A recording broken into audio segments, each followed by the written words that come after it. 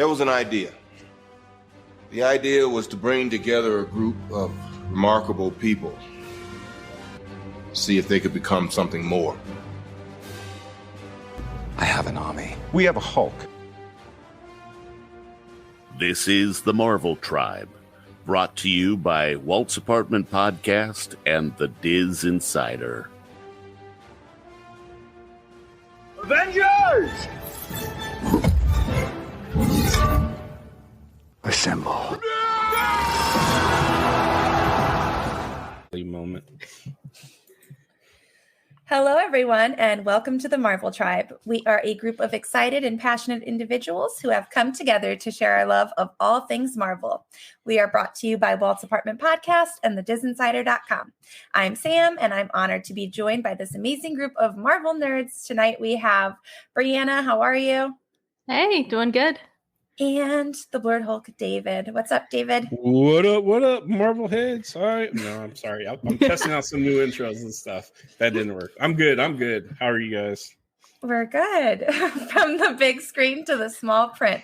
Feel the pulse in your chest so you know you're alive. One team, one love. It's the Marvel Tribe. See, we've already got the intro there. We don't need anything else. That's just it. That's the magic. I don't know. I'm sure Howard Stern, he tried out a whole bunch of different openings. It's a different opening from the 80s to the 2000s. Howard Stern. I'm always going to aim big if you're going to be on this type of platform. So do it.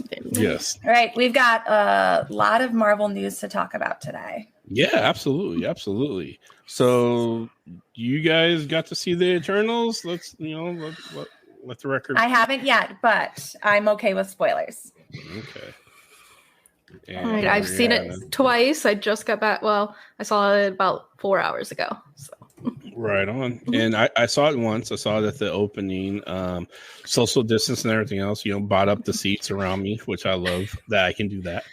I took my beautiful spouse with me, and we went and enjoyed it. So I'm gonna go see it again by myself because there's some notes I want to take on this and stuff. But I enjoyed it. So we are going to talk about, like Sam said, we have a lot of Marvel news and stuff, but we're going to talk about the Eternals. Try not to be too spoilery with it because it just came out, but we're going to have to be. That's just the way it is. There's two post-credit scenes, or a mid-credit and a post-credit scene, and some other stuff surrounding it, which we're going to talk about the Rotten Tomatoes. Our fandom, the Marvel fandom, I have some words for some of them people. And then we have some other news. We have Black Panther's production news, and we even have a new trailer that came out last week, but it was for Hawkeye, which I'm super excited to go see. Yes. Oh, I can't wait. It's going to be Christmas.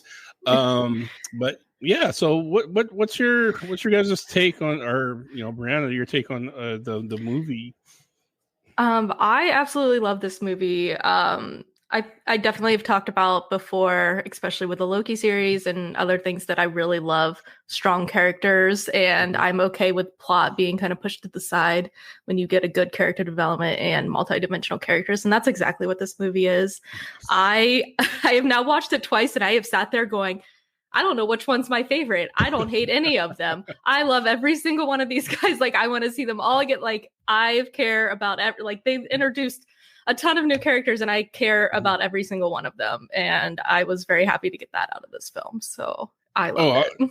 I'm the same. I was actually struggling on figuring out which one I like the most and stuff. Right out the gate, I was like, I saw Icarus. I'm like, ooh, I'm gonna like this dude. And then I saw, Cersei, and then Athena, no. Angelina Jolie's character.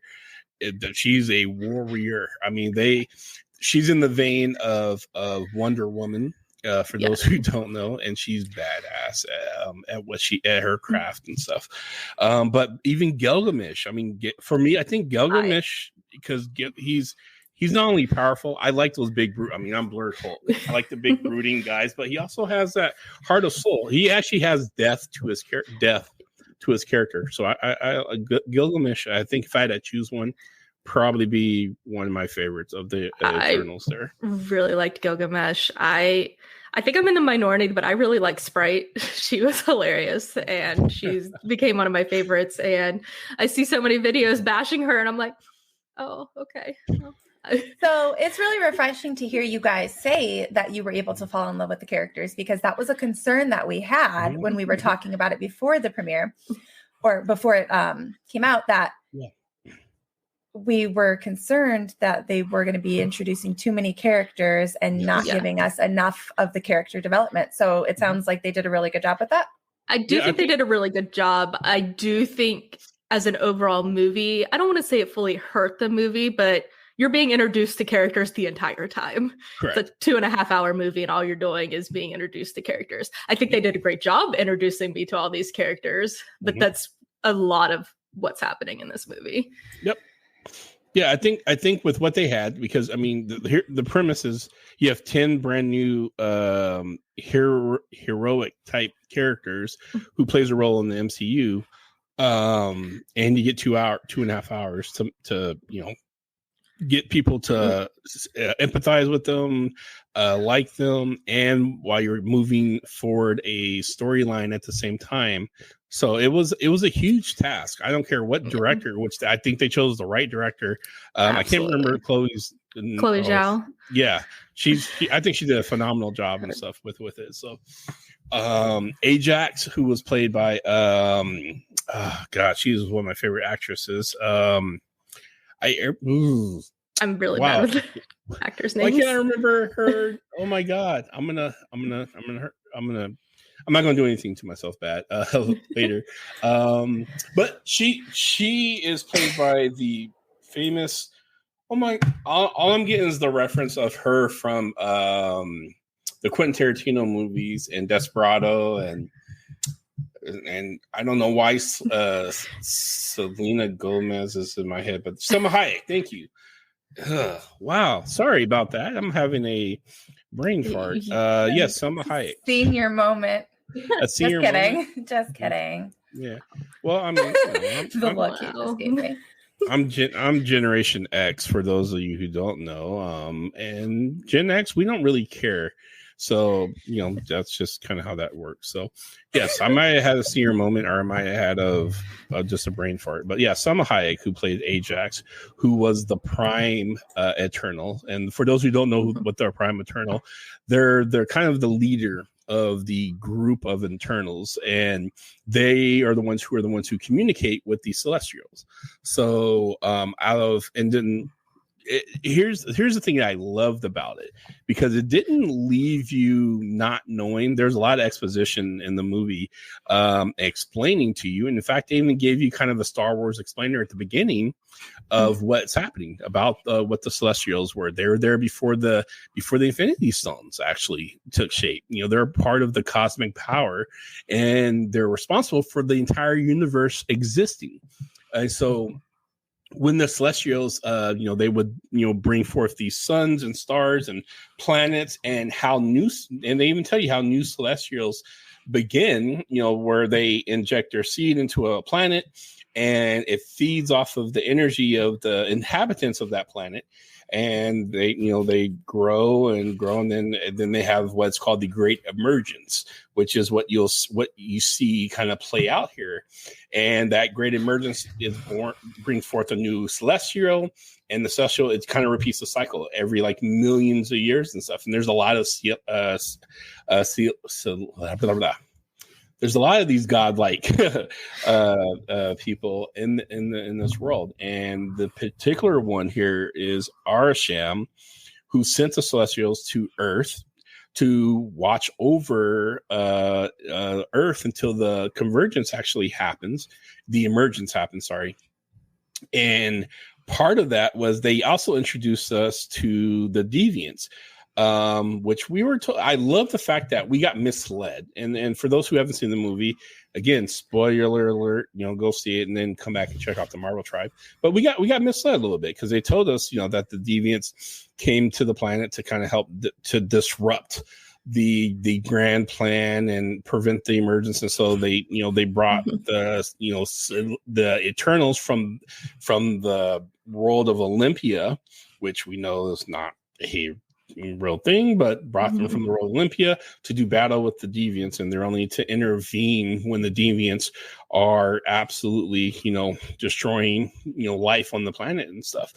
So yeah, I thought it was kind of cool because they told you a lot of information in a very short period of time, and you kind of just soaked it in. You weren't really left like, that doesn't really make sense. It's like, oh, okay, that actually kind of flows. I get it. So and it does a little back and forth, from when they first get introduced. They're at, is it Babylon or that was where we really started to see them, but it wasn't Babylon where they first landed. Or maybe it was, but it was before it was built. Yeah. And they showed how they were helping, guide humans in their endeavors and stuff. And I love there's a particular scene when Phastos, who is the engineer version of the Eternal of the group, who builds all these amazing tech, and he built a gas powered engine like 5,000 years before it was actually humans were really ready to comprehend that level. So he's the Shuri of the Eternals. Basically. Yes. So he ended up dumbing down that gas powered engine and turned into just a plow. A plow, yes, just a little plow. He's like, fine, they can have this, a plow. Fine, yes. Let me rip this off and take that steam thing off. And here you go. Here's a plow. This is where Earth is at this point in time. So, but I enjoyed it. I thought it was really, really great. The controversy around it.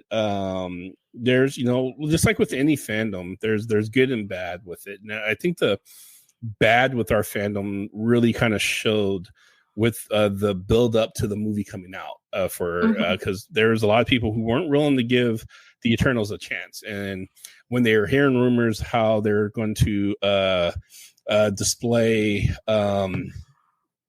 LGBTQ character, show kissing scene, between that, and there was a lot of feelings surrounding that, which in my opinion is dumb as hell. You have to, I'm okay with people having their opinions about things, but do so after you see something, and then even then we can have a real conversation about it. But what was happening on the Rotten Tomatoes is you were having a certain segment of our fandom who never seen the movie, who was going off of rumor mills and this and that, was just bashing and just really kind of downvoting this movie and stuff. And then some of the critics who also have to answer to this certain segment of our fandom was doing the same when they went to go see it. They would say things. I went on, I read it myself and was reading some of the critic reviews, and some were saying, well, there wasn't a really kind of a coherent storyline. It was kind of all over the place. There are some unnecessary scenes. One really particular picked out the fact that they had to show a gay couple, and that whole kissing scene and everything that wasn't necessary. I was like, who are you? Like, really? Who are you to make those kind of statements? It was for me, it was ridiculous. And if you're offended by representation, then maybe you're the problem. Exactly, 100% and stuff. I mean, and the whole it wasn't cohesive. That one really kind of was like, what movie were you watching? Because it really was. I mean, yes, it was going back in time, but every piece as it jumped back in time was explaining what is happening in the present. So this was perfect nonlinear storytelling. Like, yes. You could follow along super easy. You knew exactly what was going on. They jumped back in time to give you information that you needed. I mean, I don't think I've ever seen a nonlinear storytelling movie that did it this perfectly. I mean, it was absolutely, it gave you all the information you needed. You weren't confused. So people that are upset about that, I really don't know how they expected this story to be told without it. That's just like where like, I was like, what if we started back to when they got there? If we just went literally, like it would have been a very long, boring movie that I would not have enjoyed. There's reasons that they did it this way, so you were revealed to certain information at certain times that kept you guessing and kept you wondering what was happening and who knew what. And so, like, honestly, it needed to be told like this. This was a story that spanned over the entire life of our planet, entire life of like the human race. So it had to be told like this, and it did great with it. As for the critics, honestly, I think this is a full example of why we need more diversity in our TV and film critics. Like, oh, absolutely. Absolutely. I mean, right now it's one of the lowest rated movies in the Marvel lineup, and it's also, I mean, and here's the thing.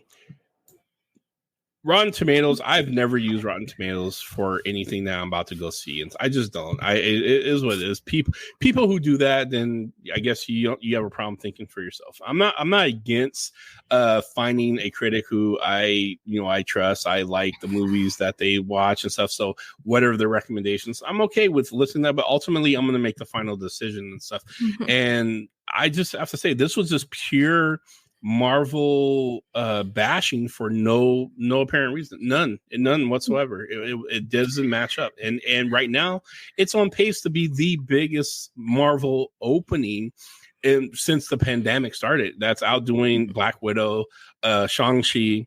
I mean, and we're Marvel is coming back and stuff because of these movies and stuff, and this is another one that they're going to put in their wheelhouse and stuff. And actual true Marvel fans, people who are comic book heads or just got introduced to Marvels through the movies and stuff, they've enjoyed it. I'm a part of a lot of the fandom sites and everything else, and yes, there's some dissenters who say things, but the majority of the people, they push back and they tell you like they loved it. There's no shortage of people who are in the Marvel fandom who are saying, I absolutely love this movie. It killed. I can't wait. I'm actually more excited to see what's coming forth from this and stuff, which I agree. I echo those sentiments. I'm excited. So it's just that negative people make a lot more noise. Yeah. And I still can't get over that critics hated this movie. And I was like, I feel like this is a perfect film that critics would have loved. Absolutely. When you watch it, you're just like, this is an art house film. I can't believe that there are critics out there that are bashing it.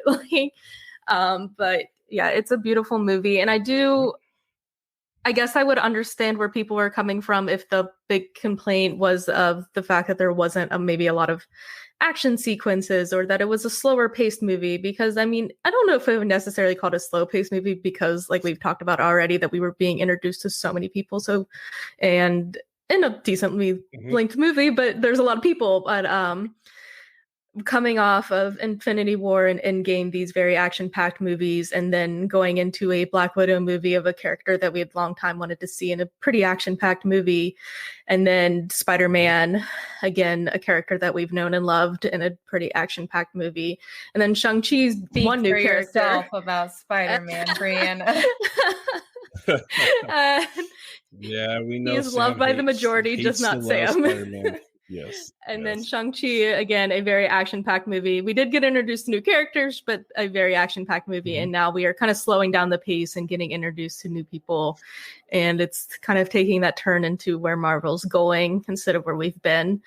And so I guess I can see like a little bit of pushback from there, but the pushback that we're getting from a gay couple, from I've seen a lot of stuff about the pushback on the sex scene. Like, I mean, it is just like people are really just, really trying here to just be mad. Oh, yeah.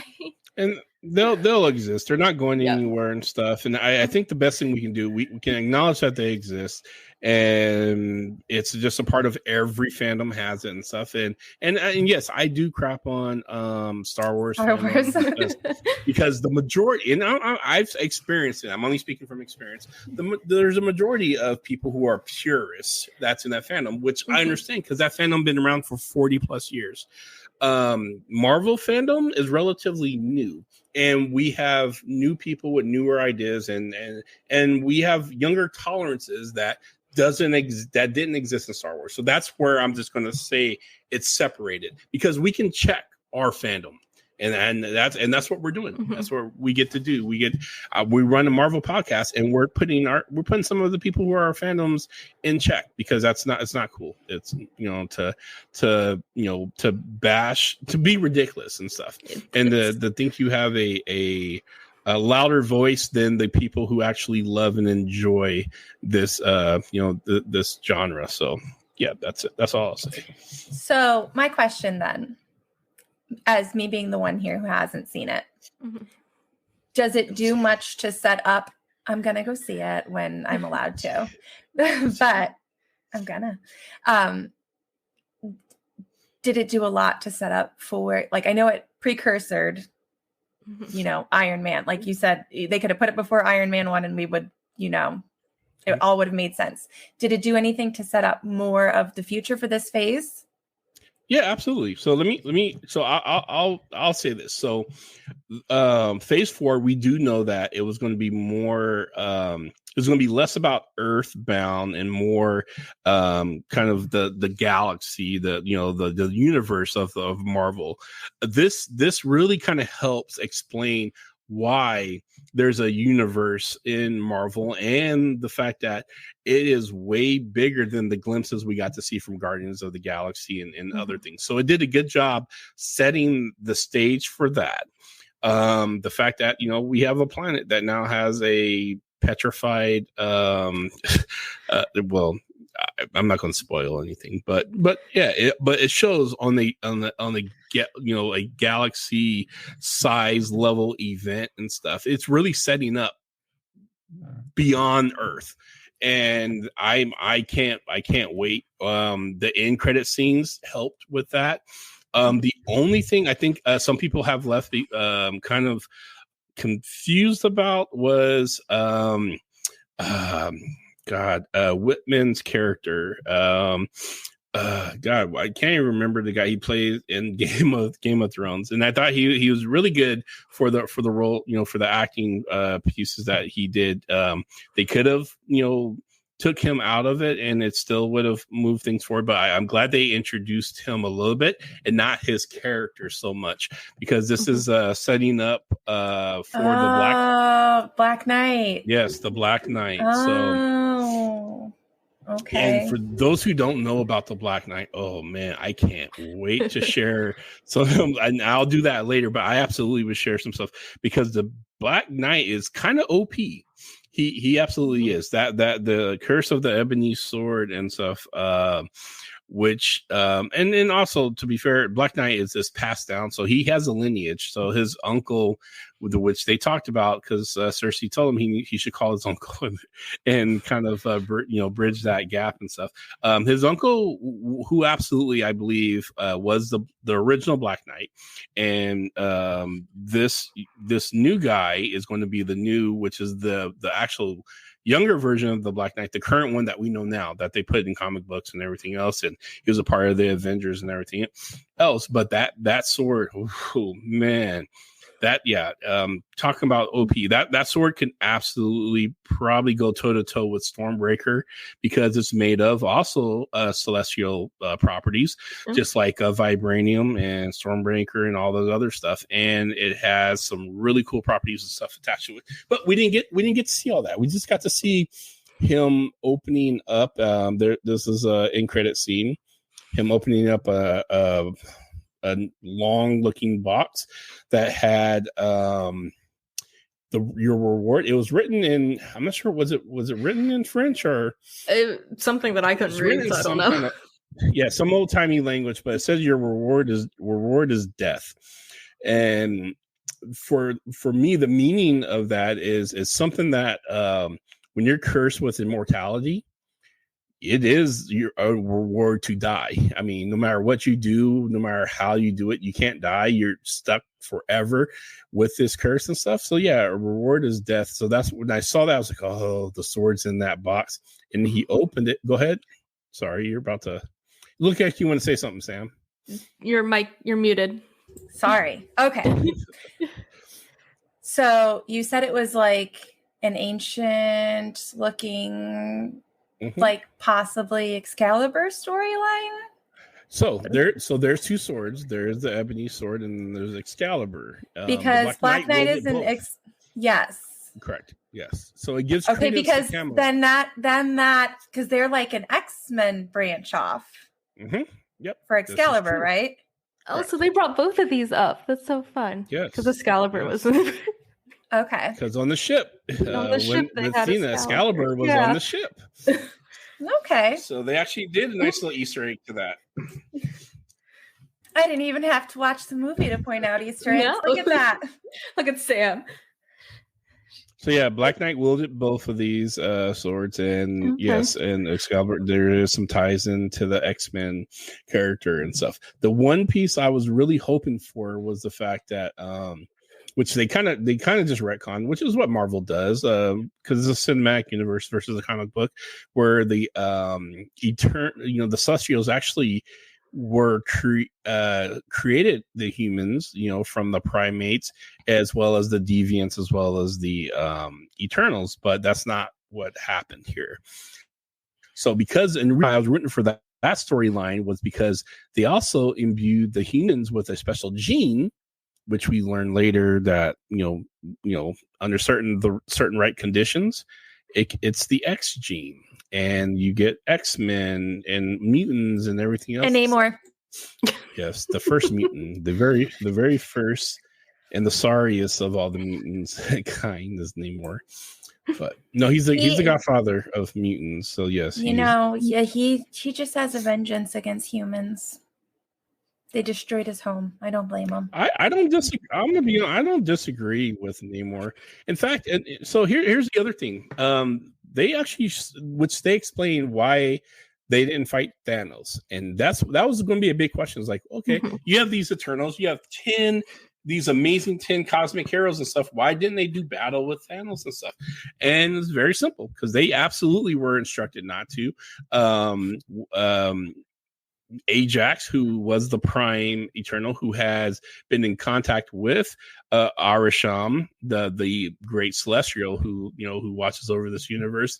They were absolutely instructed not to, and we actually find out too the fact that Thanos actually delayed the emergence by snapping away half the universe. And that was huge because that gives credence to there's a faction of fans who are like, well, Thanos is kind of right. Humans and just people are just taking up all the resources and everything else, and we should just snap away half of them indiscriminately. So there's people who were Team Thanos. Gosh. I have to say, after this, I was kind of like, yeah, Team Thanos, because we kind of needed that. Yes, we need that delay. Yeah, he could have delayed the emergence by centuries and centuries. If that's the case, so Thanos' idea was kind of good in this scenario here. But when he brought them back, he kind of put things back on course. Not when humans brought them back. It's the same reason why Ajax decided to not pursue the emergence, because the humans, there's something special about us. We were able to snap and bring back half of the entire universe and stuff. Why would you ever destroy life like that, even if it is to bring about a celestial and stuff? So yeah, I'm trying not to give away the entire movie because I really want you to see it and experience it for yourself. But I will as soon as I'm allowed to leave my house. This is the worst weekend for Disney to decide that they weren't going to do Disney Plus streaming for me. Yeah, because I would have done that. Honestly, it's a beautiful movie. I was like, even if I was completely spoiled on everything that was happening, it's a beautiful movie to watch, and getting to watch it again after you see the full movie, you really pick up on so much more of what they're saying in different pieces that connects the whole movie. Like it's nice to go back and see those little nods, and you're like, oh, now I know what he meant by that. Now I know what they meant by this. Well, I can tell you that you guys haven't really spoiled anything for me. If anything, you've made me more excited. A lot of what you said is very similar to the storyline. I mean, David, you pointed out how the storyline is different in some ways from the comics, but I already knew about the deviants, and I knew most of that. So I am just more excited now. So thanks, guys. Yeah. I can't wait to like send you a picture of me crying in the movie theater. Like, this is so beautiful. And it's literally me today. I'm like, it's even more beautiful. I love these characters even more. I cry over everything. Like, I get obsessed with characters, and I get emotionally attached to fictional characters very easily. So it sounds like that's going to be an issue, but it'll be okay. Because I have you guys for support. Yes. Absolutely. Do you want to talk about the other end credit scene and when they're on the ship and they're looking for other Eternals, and we have what happens? I'll let Breanna. So we get a Flash and a leprechaun. Does this guy have a name? This leprechaun. Pip. It's Pip. Pip. Okay. Yes. I needed to know this. Pip the troll, played by. Yes, he played by Patton Oswalt. So who also played MODOK in another Marvel animated. His voice sounded super familiar, and I was like, I don't know, but I was like, I needed to look it up, and I just hadn't done it yet. So we get this leprechaun coming in, introducing the brother of Thanos, and in walks Harry Styles. Yes. So yeah. What? I wish you guys could have just saw my Arrows. face right now. Wait, Harry Styles is Arrows? Why? Was it awkward? Some sort of casting director. I'm gonna say this. I don't know. He brushed his hair now, so honestly, it looks better. I know he's a musician, right? Yeah. But he's actually perfectly cast from an aesthetic. Can you hear? You're kind of going in and out. Okay. At least on my end. Something's going on with my mic. I can't. Hello? But yeah, honestly, because I was like, Harry Styles, I love his aesthetic and his fashion choices.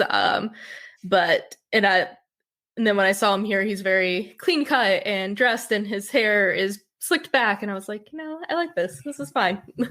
This is not Harry Styles on stage concert. So I would have picked Ian Somerhalder.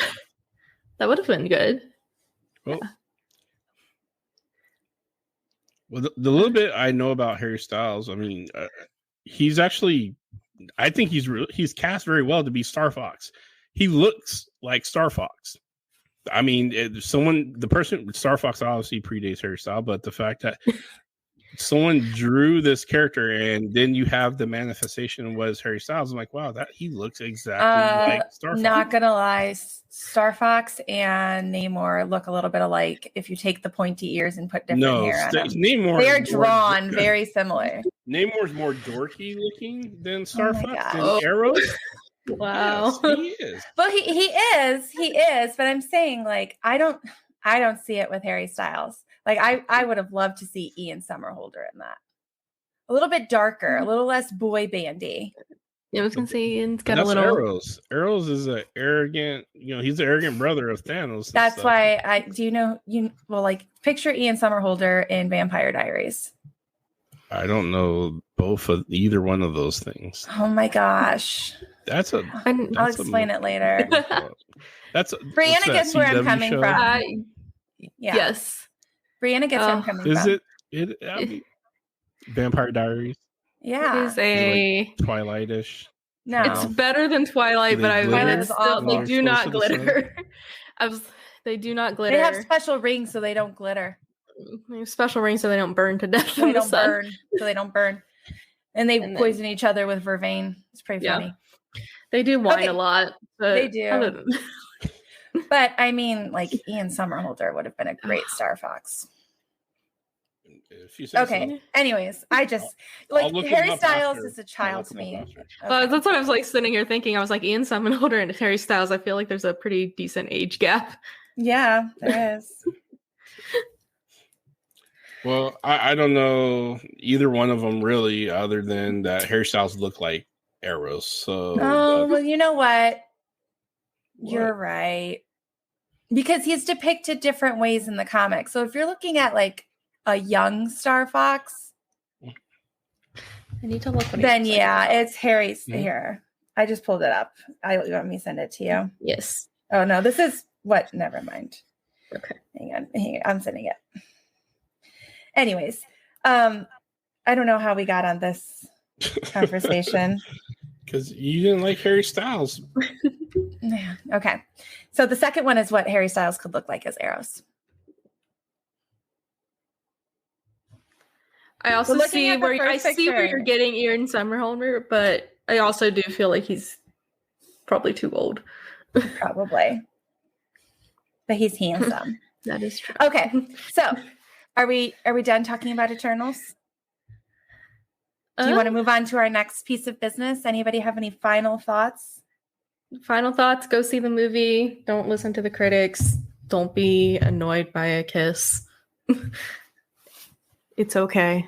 It's a good movie. Go in knowing that it is a slower-ish paced movie than a lot of the movies that have been coming out from Marvel, and it's okay. It's still very enjoyable, and you get a lot of heart out of this movie. I'm gonna do one more spoiler. That's Okay. it. Because a lot of people, they should know by now, but if they don't know, before Pittman decides to pick up the blade and take his place as the Black Knight, we hear a voice behind him saying, "Are you sure you want to do that?" That voice is Blade. So that was confirmed by the director herself. Okay, well that's a spoiler. Well, Yep, full on spoiler. I'd say I would spoil it. I mean, it is a spoiler, but like you don't fully know that from the movie. We had to get that confirmed by the director. Okay. So, all right. Well, like you just hear a voice and then theories, and then she came out and confirmed it. So, well, I'm glad she did that. Yeah. Next piece of news. Do you guys have anything else for Eternals before I move on? No, it's a good movie. Go see it.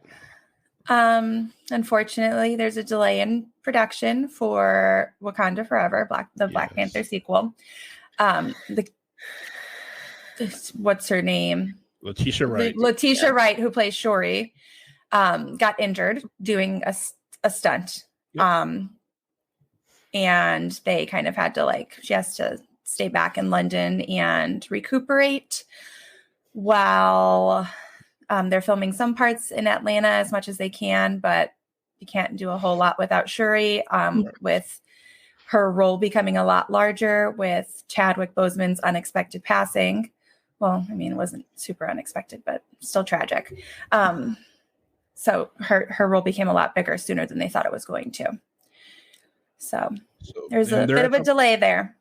There is, and they're at the part of the production because they did shoot a lot of scenes that were kind of around her character, not necessarily needed her to be in, but those scenes, from my understanding, is shot, and now they're waiting for her scenes because the rest of the movie revolves around these other shots, which they can't do because she's injured, and so production has been halted. And we don't have any idea about her injury, right? Like what happened? They're holding. We just know she was hurt on set.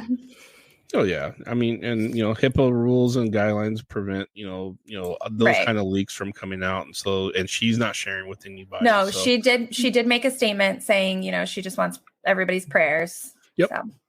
So we're sending her love because she's great. Get well and get back into the action of things, but definitely take care of yourself.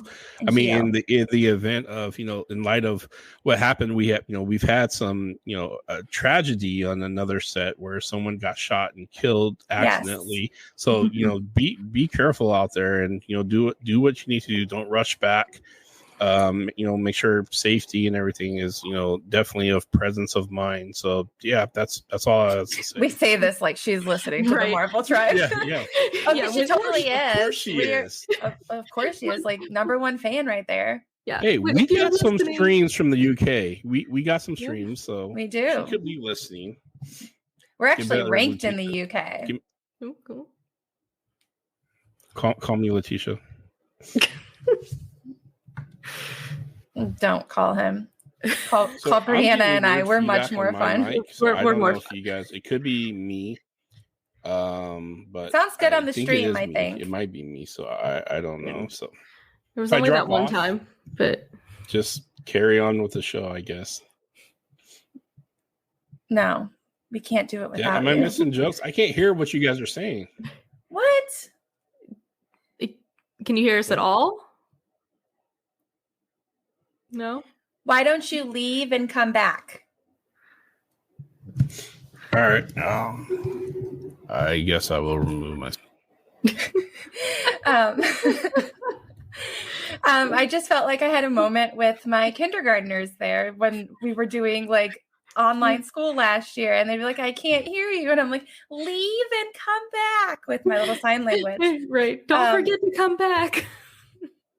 Yeah. Okay. So while we're waiting on David, we can actually watch the Hawkeye trailer. Let's do it. And then we can talk about that when we're done. So let me get that going. Share.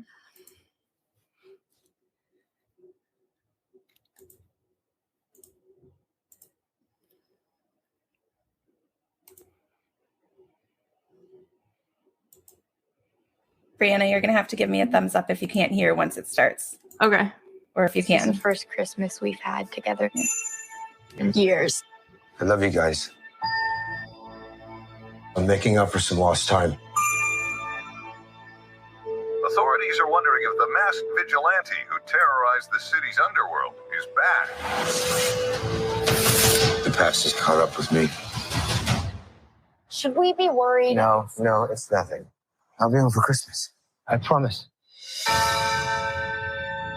It's the most wonderful time. When I wore this suit, I made a whole lot of enemies. You're a Hawkeye. Who the hell are Is this you? a new one? Some people have actually called me the world's greatest archer. Are you one of those people? It's the most wonderful. Hey, babe, I should be back in a day or two. Hang on a second. With the kids jingle belling and everyone telling. Things have gotten more complicated. It's the most wonderful time of the year.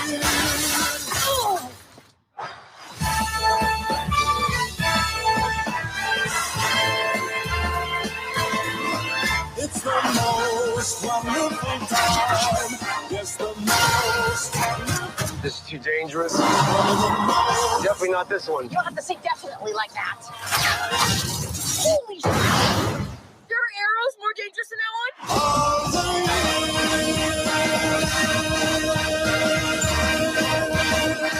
No, it's just some Christmas.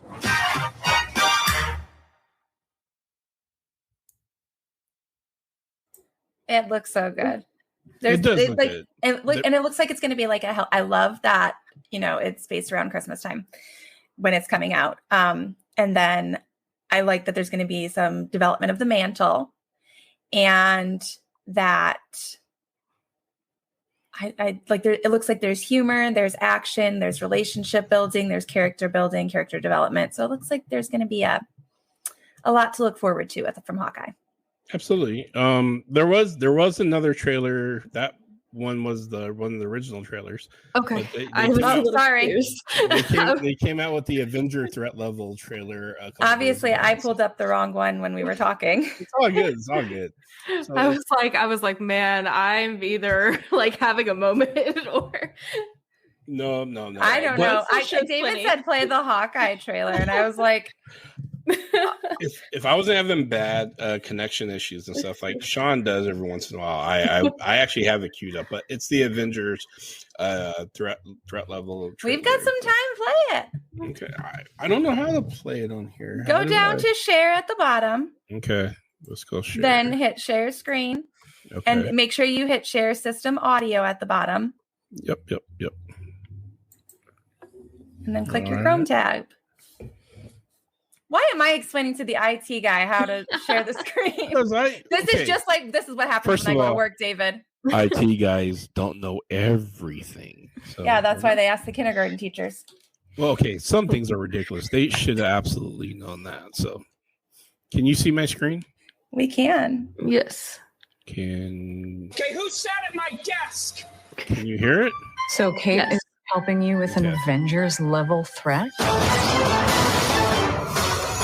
He's my partner. It's kind of a stretch. This Thanksgiving comes the 6-part Marvel event you can't miss. You want to be a superhero? You put your life in danger. There's also the cool costumes, some trick arrows. Some people have actually called me the world's greatest archer. Are you one of those people? Marvel Studios Hawkeye, streaming November 24th, only on Disney+. Can I tell you a secret? I'm working with an Avenger.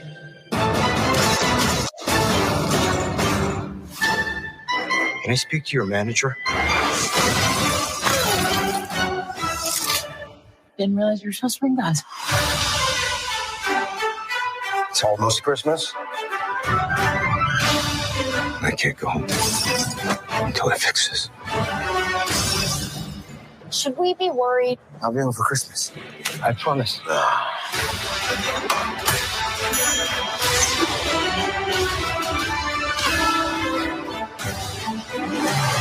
Sorry, Santa. We're out of regular arrows. Oh my god, trick arrows? We're saving the holidays. Marvel Studios Hawkeye, first 2 episodes streaming November 24th, only on Disney+. All right. So that was the new trailer. The new one. Yeah. Which I'm super hyped for it. I mean, honestly, I already said at remnants of a Die Hard. Oh, something's playing in the background. Oops. Okay, I still was playing something.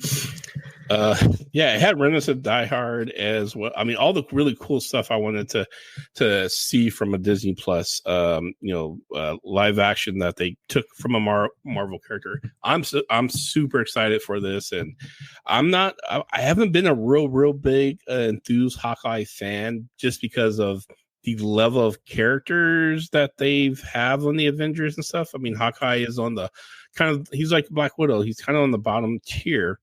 But I really think there is a space for him, and this is going to get to show what that looks like and stuff, because he doesn't have to be fighting aliens and other threats and stuff. He's a badass in his own when he's fighting other humans and stuff, and especially training Kate Bishop. I can't wait for that to happen, to take the new mantle of the new Hawkeye. Yeah, so I'm excited. That's gonna be awesome. Okay. Yeah. When you put Hawkeye up against, gods, he always looks like the lesser, but this definitely is going to give his character a lot of credit. And absolutely. So it's him doing something. Oh, I am pulling out cards because that's right. Our game. We're gonna do a couple rounds of Cards Against Marvel. So I've got a couple here. We'll do like 4 of them. All right. Welcome to Marvel After Dark. Okay. This one's a funny one. Have you noticed that blank and blank are basically the same? Think about it. Have you noticed that blank and blank are basically the same? I forgot how to play. So choose 2 things in the MCU that can go in those blanks. Got it. Okay. And try and make it funny. Did you know that, or have you noticed that blank and blank are basically the same? Got it. Okay. Have you noticed that Bucky and Loki are basically this? Hashtag Bay level. Yeah. So I put, Black Panther and Howard the Duck. So are you supposed to say that beforehand? Or you got it. So you said, have you noticed that Black Panther and Howard the Duck are basically the same? No, but you're not supposed to reveal that part before. Yeah, it's not like Mad Libs. Technically, we're supposed to also have cards. Yeah, and then we would pick the best matching card. Yeah, you would give me a card. And then the judge would pick the best one. Got it. See, I haven't played Cards Against Humanity, so yeah. So we're just making them up this time. That works for me. Okay, you guys ready? The God of Thunder commands you to. Oh God. I'm gonna let Breanna go first. I was just gonna say to go find his brother Loki. Of course you would. To help clean up after his freaking party. Oh, I was going to say the God of Thunder commands you to party on. Well, his mom's coming. So. Yeah, his mom's coming. We got to clean. Help him clean. Pretend that he's studying.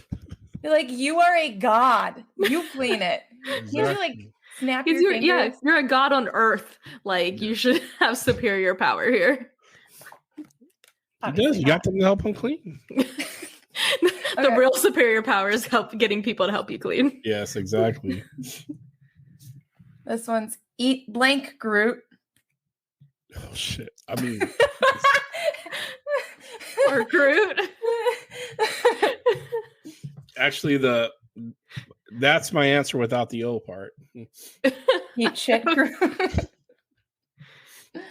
What, Breanna? What is Groot eating? It's nutrients. So. Sure. I don't know. I was gonna say rocket butt. Oh, that's me. I was trying to think of some weird food, but honestly, I can't think of anything that like. I think this mine was the best. The fertilizer. Eat fertilizer. Eat fertilizer.